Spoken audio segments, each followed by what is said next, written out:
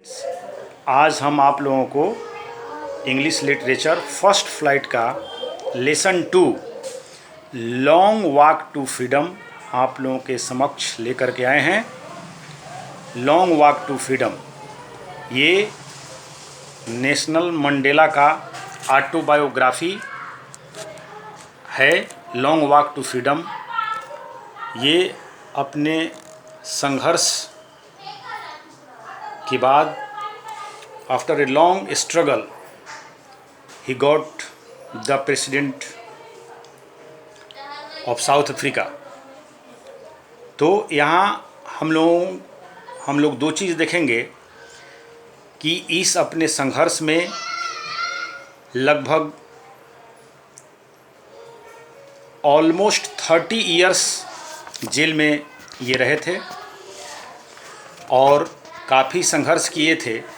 किन से संघर्ष किए थे, वहाँ किन से डिस्क्रिमिनेशन होता था, क्या हुआ था, इसके बारे में हम बताएंगे। वहाँ मुख्य विवाद का कारण था रेसेज। आप लोग समझते होंगे रेसेज का मतलब, जिसको कि एपार्थाइड बोला जाता है, यानी रंग भेद होता था, यानी उनके साथ डिस्क्रिमिनेशन किया जाता था।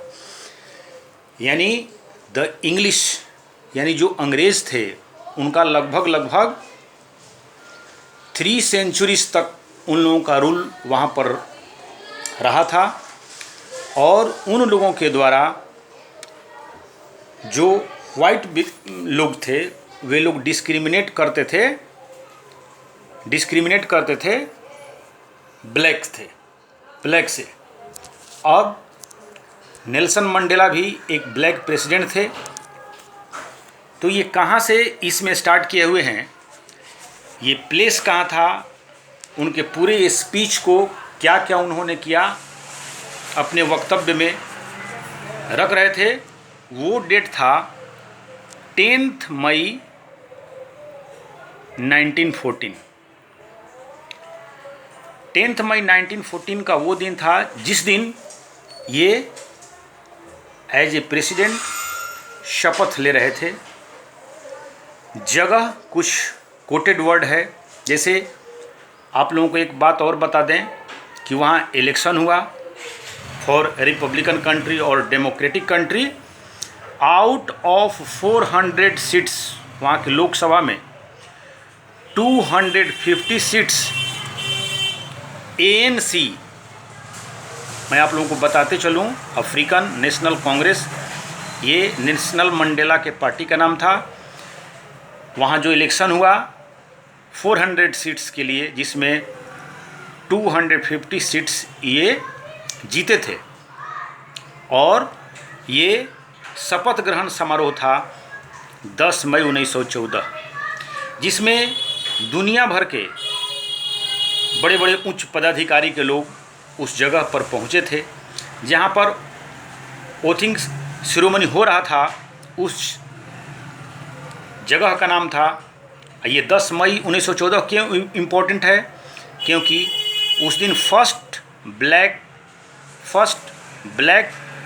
प्रेसिडेंट साउथ अफ्रीका के वो बने थे। उस जगह का नाम था, जहां वोटिंग सेरेमनी चल रहा था, एफी थिएटर, यूनियन बिल्डिंग, प्रिटोरिया। जो प्लेस रिकॉग्नाइज किया गया था, इनॉग्रेशन था और उसी में वो अपने वक्तव्य को रख रहे थे। जो बड़े बड़े दुनिया भर के उच्च पदाधिकारी आए थे और अपने लोगों को भी स्पीच डिलीवर कर रहे थे कि कैसे संघर्ष रहा, कैसे इन लोगों के साथ अंग्रेज़ जो है वो डिस्क्रिमिनेट करते थे। फ्रीडम का मतलब क्या होता है, फ्रीडम का मतलब पूर्ण रूप से लोग स्वतंत्र रहें। तो कुछ मैं आप लोगों को बात बताने जा रहा हूँ कि इसमें बता रहे थे उस स्पीच में, थोड़ा किताब की ये पंक्ति है, मैं आप लोगों को समझाते हुए बता रहा हूँ। Nelson Mandela has become South Africa's first black president after more than 3 centuries of white rule. अभी आप लोगों को हम बताए कि लगभग 3 शताब्दियों के बाद वे फर्स्ट ब्लैक प्रेसिडेंट के रूप में शपथ ग्रहण कर रहे थे। कहाँ कर रहे थे वो भी मैं ऊपर बता चुका हूँ आप लोगों को। Mister Mandela's African national Congress ANC का चर्चा हो चुका है। वो 252 seats out of 400 seats democratic election में साउथ अफ्रीका के हिस्ट्री में प्रथम बार हुआ और वे राष्ट्रपति वे बने और इनॉग्रेशन सेरेमनी था। The inauguration ceremony took place in union buildings AP theatre, अभी आप लोगों को बता चुके हैं, प्रिटोरिया में। और वो उस स्पीच में वो क्या बोले,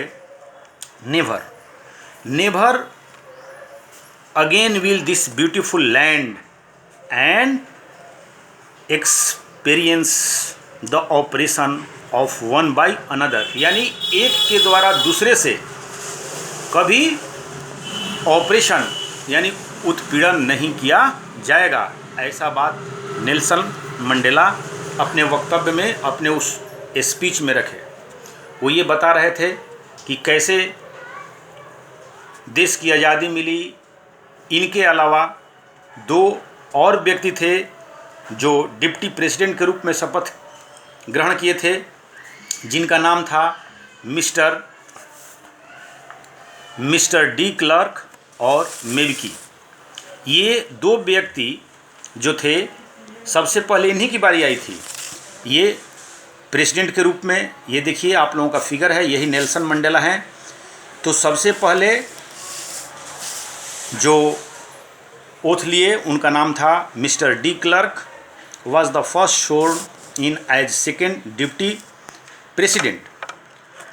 और एक थम्बो मेबकी, वो शपथ ग्रहण किए फर्स्ट डिप्टी प्रेसिडेंट के रूप में। First deputy president Mbeki, second deputy president mister de Klerk, और उसके बाद आई बारी नेल्सन मंडेला की। कुछ पंक्तियाँ यहाँ पर मैं बता रहा हूँ। जब उनकी बारी आई, I pledged to obey the uphold the constitution and to devote my self to the well being of the republic and its people, to the assembled guest and the watching world I said, यानी दुनिया के लोगों के सामने मैंने कहा। और जो उनका स्पीच था, कुछ यहाँ पर आपके बुक में केवल स्पीच में आपको समझा पाऊँगा। वो यहाँ पर कह रहे हैं कि today all of us do by our presence here confer glory and hope to newborn liberty. Newborn liberty यानी नई स्वतंत्रता की वो बात कर रहे हैं। Out of the experience an extraordinary human disaster. Extraordinary human disaster का मतलब यहाँ पर क्या बता रहे हैं कि जो मानव के द्वारा डिस्क्रिमिनेट किया जाता है on the basis of races, on the basis of a tribe, उसके संबंध में ये बात कर रहे हैं। दैट लास्टेड टू लॉन्ग, वो बीते दिनों की बात हो गई। Must be born a society of which all humanity will be proud. अब जो मानवता है वो अपने आप में गर्व करेगी और गर्वान्वित होगी। वी हु वेयर आउट लाज, यानी हम लोग कानून से बाहर थे, यानी हम लोगों पर ध्यान नहीं दिया जा रहा था। Not so long ago have today been given the rare privilege, देखिए यहाँ पर लिखा हुआ है मौका, टू बी होस्ट, आज मौका मिला है हम लोगों को मेज़बानी करने का, to the nations of the world on our own soil, हमारी मातृभूमि पर उन लोगों को स्वागत करने का मौका मिला है। दुनिया के बहुत सारे गणमान्य व्यक्ति यहाँ पर आज पहुँचे हैं। I thank all our distinguished international guests, जो अंतर्राष्ट्रीय आगंतुक आए हैं उनका धन्यवाद दे रहे हैं। For having come to take position with the people of our country of what is after all a common victory for justice, for peace, for human dignity. ये ह्यूमन डिग्निटी की बात कर रहे हैं, तो इसको और क्या बता रहे हैं इस अपने लाइफ में we have at last achieved our political emancipation, माने हम लोग अंततः अपने आज़ादी को पा लिए। We placed our self to liberate all our people from continuing bondage of poverty, deprivation, suffering, gender and other discrimination. माने इस प्रकार का भेदभाव अब यहाँ पर नहीं होगा। फिर मैं दोबारा वही लाइन बता रहा हूँ, वो बोल रहे हैं नेभर, नेभर माने अब कभी नहीं होगा साउथ अफ्रीका में, क्या, and never again shall it be, आगे भी नहीं होगा, that this beautiful land will again experience the operation of one by another, यानी एक के द्वारा दूसरे पर उत्पीड़न नहीं होगा। The sun shall never set on, सूर्योदय जो होगा वो कभी सूर्यास्त नहीं होगा। So glorious a human achievement, जो मानव ने प्राप्त किया है उसका कभी सूर्यास्त नहीं होगा। Let freedom reign, God bless South Africa. यही नहीं, वो बोले साउथ अफ्रीका या स्वतंत्रता, यहाँ की स्वतंत्रता बनी रहे और ईश्वर अफ्रीका को आशीर्वाद दें, ऐसा मैं कामना करता हूँ। और अंततः जा कर के वहाँ पर स्वतंत्रता पूर्ण हो जाती है, लोगों के बीच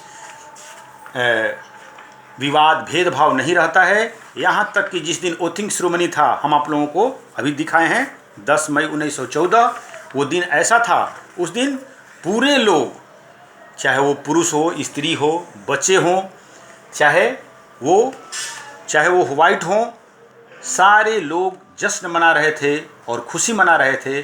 और उसके बाद लोग खुशी खुशी पूर्वक, चाहे वो ब्लैक हो या वाइट हो, मेन हो वुमेन हो, सब लोग खुशी पूर्वक वहाँ पर रहने लगे और वहाँ एक रिपब्लिकन कंट्री का और डेमोक्रेटिक कंट्री का स्थापना हो गया।